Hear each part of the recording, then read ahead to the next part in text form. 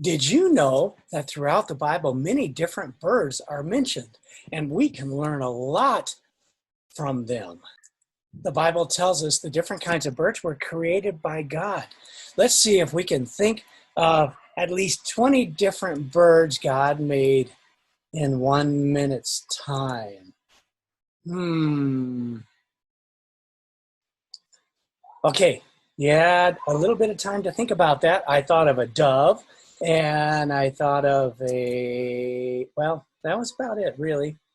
Okay, but the Bible tells us that all of the types of birds, the different kinds of birds, were created by God. They were made by God, not by an evolutionary process. The Bible tells us birds were named by Adam. Adam wasn't just a grunting caveman. He was very smart, and God gave him the job of naming all the original animals. That means that at the beginning of time before sin, Adam had work to do. Adam tended the garden and he named the animals. His work would have been enjoyable to him and not hard. Now, because of sin, our work sometimes can be enjoyable, but sometimes it's hard and not so fun. The Bible continues and tells us birds were given to man for food. At first, people and animals were all vegetarians. They just ate plants.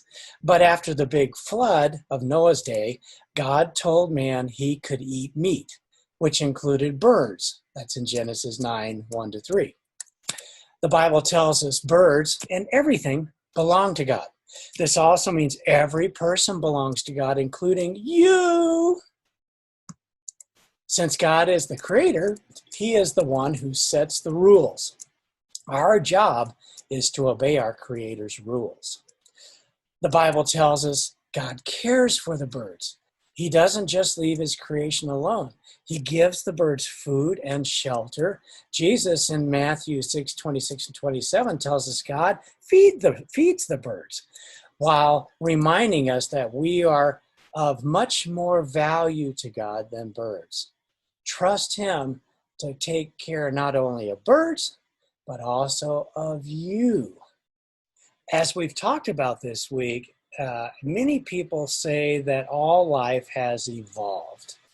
We know this isn't true for many reasons. The number one reason is that the Bible says God created everything in 6 days. The Bible says it, that settles it. As we continue learning about birds today, we're going to show how preposterous it really is to believe living things just happen by accident. We're choosing birds to show the master creator's divine design, but we could have just as easily used any kind of animal. So let's get on with our bird talk and learn about beaks. There's no way each perfectly designed beak could have just happened. God made each beak uniquely so that it would work for each unique bird. Let's check out some. For instance, storks eat fish. God designed their long, pointy beaks to act sort of like a skewer. They stab the fish, which they then swallow whole. That couldn't just happen. God made it that way. God made the scoopers, such as the pelican. God designed the pelican's beak to act sort of like a strainer. The pelican first scoops up lots of water and fish with its beak, and then the water strains out, leaving just the fish for the pelican to swallow. That couldn't just happen. God made them that way. Let's look at the pickers, such as the blue jay. Okay, the blue jay is a bird, of course. The blue jay eats worms and insects. God designed their beaks sort of like tweezers so that they can pick around the ground to find little bugs and worms. That couldn't just happen. God made it that way. Let's look at the drinkers, such as the hummingbird. Hummingbirds have long, skinny beaks like straws which contain long tongues. The tongue is grooved and used to lap nectar from deep inside flowers.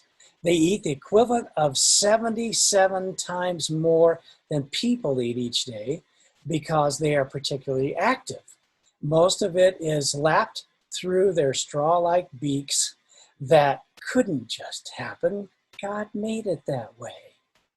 Let's look at the crackers, like the macaw. God designed macaws with large curved beaks that can crush seeds, fruits, and nuts. It works sort of like a nutcracker. Their tongue is specially designed as well with a bone in it, and this helps the macaw break open and eat the hard food. That couldn't just happen. God made it that way. And again, let's look at the catchers, such as the vermilion or a flycatcher. Flycatchers are able to catch insects while they're flying. God designed their beaks to be broad and flat. As they fly along, they leave their beaks open, and the bugs are caught in them. Sort of like how we would catch insects if we ran around with a fish net, waving it in the air at night. This couldn't just happen. God made it that way. Each kind of bird is designed by God with special feet. The amazing variety of attention to detail in their feet couldn't just happen. God made them that way so they'd be able to do what God wanted them to do.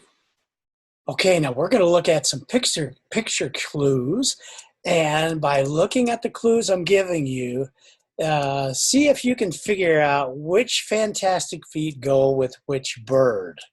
All right, here we go. God created some birds to perch on tree branches, which they do very well. He designed their feet with 3 toes in the front and 1 toe in the back. The toes have a tendon running through them that locks the toes around the branch, so when the bird sleeps, it won't fall off of its perch. That couldn't just happen. God made it that way. Okay, so what group of birds was that? There was a hint in there. They perch on branches, so that's the perchers. Did you guess right? Okay, here, let's do another one. God created some birds to climb up tree trunks. He designed their feet with 2 toes in the front and 2 in the back, so they'd be able to grasp the tree trunks and keep steady without falling backwards. That couldn't just happen. God made it that way. Okay, which bird group was that? There's another hint in that one. They were the climbers. God created some birds that don't fly. He gave them 2 or 3 big toes that face forward to make it easy to walk and run quickly over long distances. Heavy ostriches even have a soft pad under their toes, which keeps them from sinking into the sand. That couldn't just happen. God made it that way. Okay, what's that group? The no-flyers. We said they couldn't fly. All right, let's keep going. God created some birds to be swimmers. He designed webbed feet for paddling in the water and for walking on shore. Webbed feet couldn't just happen. God made them that way. Okay, which group is this? The paddlers. Because God made their feet to paddle. All right, let's do one more. God created some birds that scratch in the soil to get their food. He gave them feet that look like rakes to be able to dig up their grub. That couldn't just happen. God made them that way. Which bird group was this? The rakers. Oh, now this is a very special group of birds. Some birds have curved claws on their toes. This allows them to catch prey, other animals, to eat. For instance, fish eagles and ospreys have rough feet and long curved talons, which help them hold on to slippery fish. Others, like the harpy eagle, have such huge and powerful claws that they can easily crush a monkey or other tree-dwelling animal. Snakes, eagles, powerful toes are just right for catching and holding on to slithery snakes. God even covered their legs and feet with large, tough scales that protect them against poisonous snake bites. All of these special designs couldn't just happen. God made them that way to survive in our sin-cursed world. God's works are great, and we can praise him for them. Let's go over our memory verse for today, Psalms 111, 1-2. Praise the Lord. I will give thanks to the Lord with my whole heart, in the company of the upright in the congregation. Great are the works of the Lord, studied by all who delight in them. Psalms 111, 1-2.